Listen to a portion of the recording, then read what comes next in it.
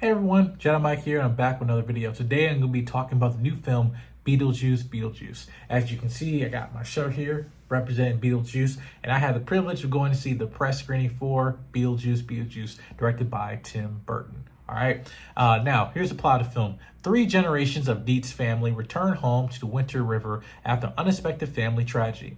Still haunted by Beetlejuice, Lydia's life soon gets turned upside down when her rebellious teenager daughter discovers a mysterious portal to the afterlife.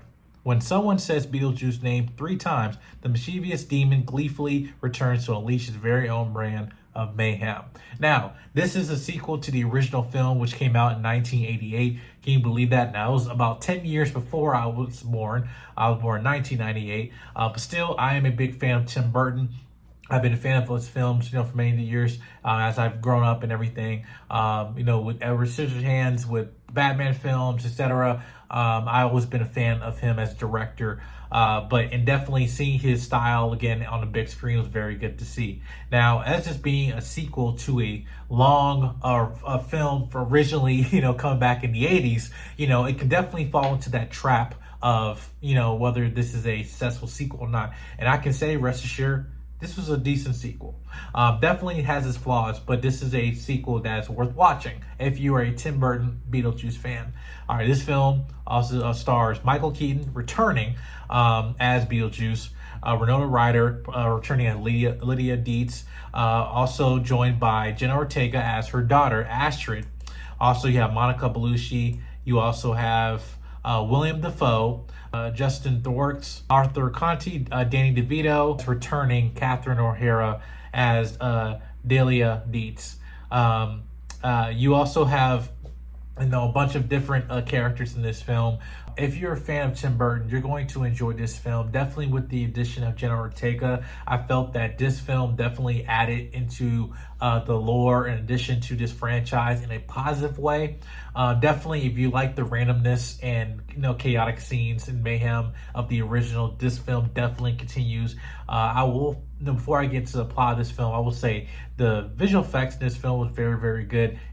Tim Burton is definitely someone that goes into practical effects, and you see that in this film. And I was very concerned, just with my eye, noticing if I was going to catch any type of horrible, bad, CGI getting past as being real or practical. But this was actually really utilized very well, and going back into what Tim Burton is known for, being in puppetry and being in terms of animatronics and regular practical effects and everything, and that's why one of the reasons why I love Tim Burton. And this was just a good film just to see his style back on the big screen.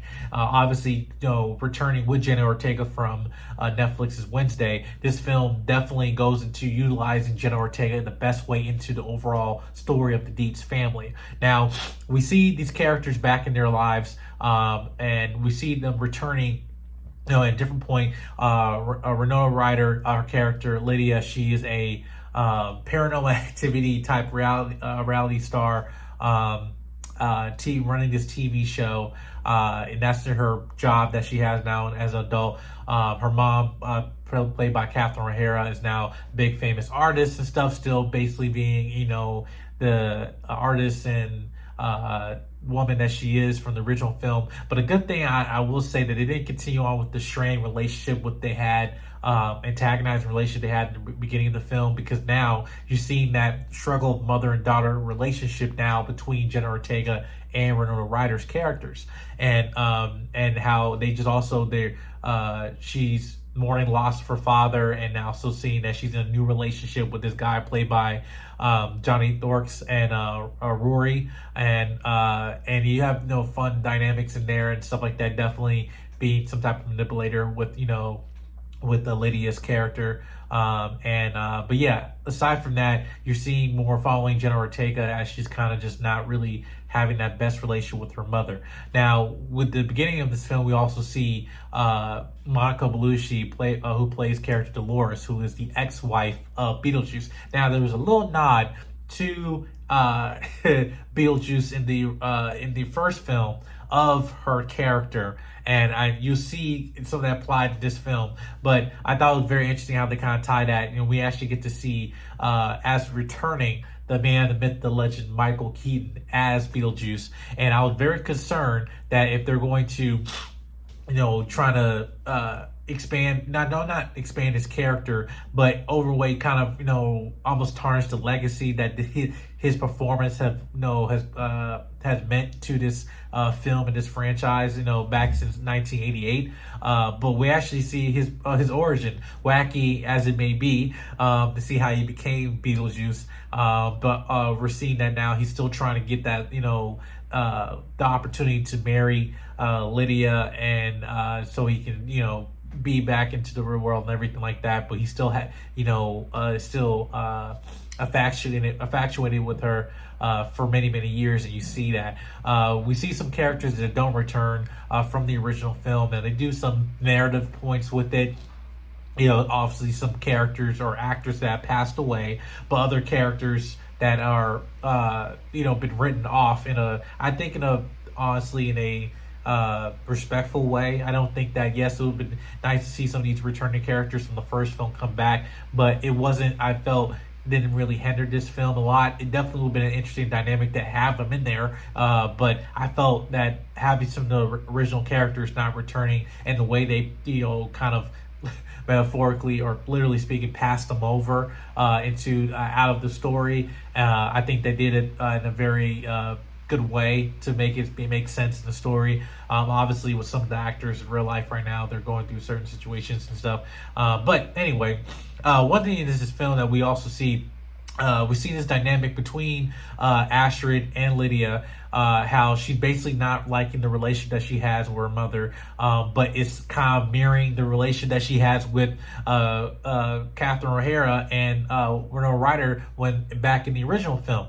And we've seen that. And basically, as this whole situation in this film going through many different events and stuff, we also see more of the underground world of the dead, right? Which we see characters like Willem Dafoe, who plays Wolf Jackson.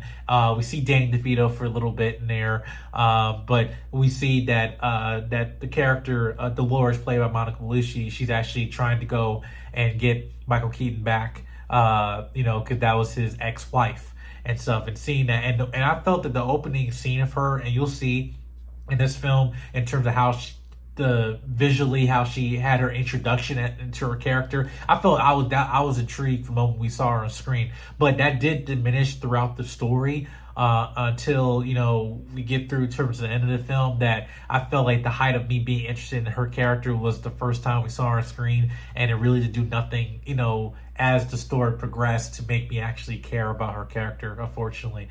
The same thing with Justin Dorks. I felt like he was really the kind of annoying character, but I think that's what he was written for. But we also have another character, Jeremy, played by Arthur Conti, who has a sort of relationship with Jenna Ortega's character, Astrid.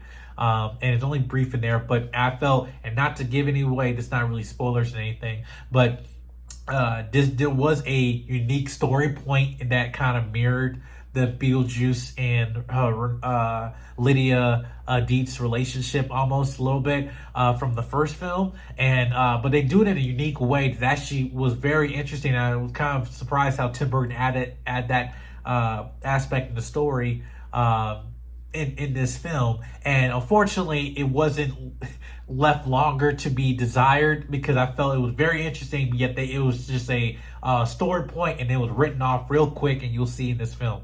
And I wish he would have let that dragged out more, in my personal opinion. In terms of the set design of this film, you definitely get the atmosphere of Tim Burton in terms of in terms of his sets, in terms of his the wardrobes, the hair, makeup department, and everything. You get the world and the feel of Tim Burton in this film. And I really appreciate that he didn't let go of his style. If anything, he enhanced his style with the fact this is being a sequel. The fact that, okay, if I was playing it safe with this first one, then I'm going all 100 miles an hour with the sequel, and I felt that they utilized Michael Keaton as Beetlejuice in a really good way in this film. That it felt like it was kind of being a running joke. There are some jokes that don't land, honestly, that kind of get, and especially there's 2 jokes in this film that deals with a puppet.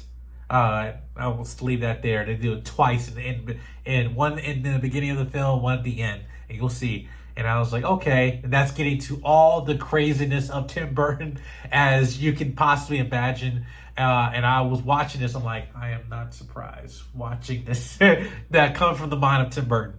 But aside from that, I do also enjoyed, in terms of I think the pacing of this film, I felt was good. Again, it's not a long film, it's about an hour and 20 minutes or so. Definitely is a film that goes through the story real quick, but at the same time you still get to be developed with these characters. And again, this is a Beetlejuice film. If you understand the first film, and the character dynamics is what draws you into this film, and that's what draw me into the second film, and I felt they didn't lack at all. Definitely with the addition of Jenna Ortega and that relationship with Winona Ryder, I felt Jenna Ortega was born to be in the Tim Burton world. Obviously, from Wednesday and to this, is that I am definitely happy that they're able to have this opportunity to add her into this film, and I almost feel like, yeah, it was organic, that yeah, she's supposed to be in this film to play her daughter, but not being a mere copy of Lydia Deetz. That was my big concern. I was like, okay, please don't make her just a goth chick, again, and whatever. Like, no, Lydia Deetz, Winona Ryder is that character, and Astrid Deetz is a different character, but definitely you can see parallels through the Deetz family in terms of relationship between mother and daughter. And that's what I felt I got more from this film, more than anything else, which I felt that was the strong point. Aside from that, you guys, I think one of my weaknesses of it is then it's like there was some story points, and I'm not of the plot where, again, it goes back to the jokes. Some of the jokes don't land. It does get kind of dragged on a little bit, but there was one joke where I was like, wait, did anyone tell Tim Burton what this scene implies? And I can't say what it is, but metaphorically speaking, when you're talking about the afterlife and doing the whole meta joke of it all and seeing, passage to a different destination in the afterlife and all that stuff, that scene, I was like, there was people, and especially in the audience, who were like, wait, was this scene implying something else culturally? I don't know, and I'm not even gonna go down that road, but I at least want to acknowledge it. But aside from that, if you are a fan of Tim Burton, if you're a fan of Michael Keaton, fan of Winona Ryder and Jenna Ortega, you're going to enjoy this film. I was happy as a Tim Burton fan that this was a great addition to the franchise of Beetlejuice, but did not fall to the curse of the long-awaited sequel from the original film. And this film definitely stands on its own, and I'm really intrigued to see what you guys think of it when you guys see it in theaters coming this weekend on September 6th, I believe. But yeah, make sure you guys hit the subscribe button, comment, like, and share. Let me know if you have seen the film. Let me know in the comment section down below if you liked it, what you didn't like, and then we can have a discussion. And I'll see you guys next video. Peace. Falling off the top of the